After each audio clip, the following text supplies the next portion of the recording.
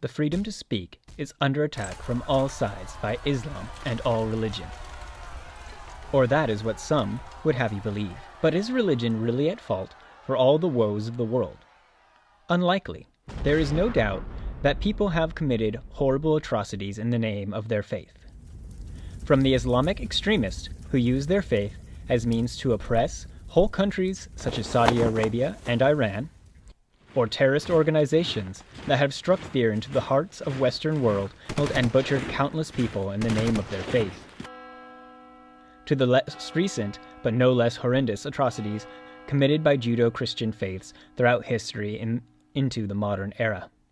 The Crusades, slavery, witch hunts, the open and often violent oppression of the non-heteronormative individuals. But terrible acts have been committed utilizing free speech as a catalyst for hate. The pinning of Mein Kampf by Adolf Hitler. Hate speech leveled at the most vulnerable and disenfranchised members of society the world over. Propaganda used to encourage the demonization of minorities, as well as entire religious and ethnic groups. And possibly the most worrying of all, the systematic corruption of government through legalized bribes deemed as free speech in many countries. I do not make these comparisons to say that we need to do away with both religion and free speech to have a utopian society. If I have learned anything from George Orwell, it is that when a society limits the freedom of choice to build a perfect civilization, that perfection is often only skin deep. That's what these rights mean to me. The right to choose what I want to say and what I choose to believe, or what I choose not to. In that sense, we need the right to freedom of speech and freedom of religion. Now, an argument can be made that religion has been more directly responsible for brutalities committed throughout history, and you would be right to a certain extent. Religion has been the cornerstone of countless wars throughout history.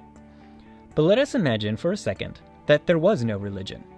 It never existed, and our entire history was devoid of any kind of spirituality. That world would be a radically different place.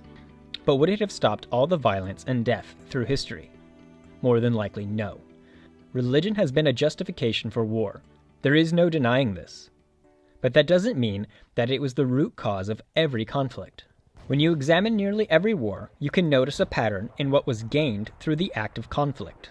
Usually the gain is greater power for the victor of said war.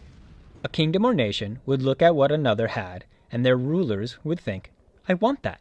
Whether that thing was more land to rule over, natural resources, or some other form of perceived power legitimizer. Religion was merely a justification in a lot of cases. But people are really good at justifying their actions. Instead of blaming one right for the oppression of the other, or pitting these two rights against each other. Let's remember, both rights are part of free expression, the freedom to choose. If we try to restrict one right over another, then we become the oppressor we so desperately despise.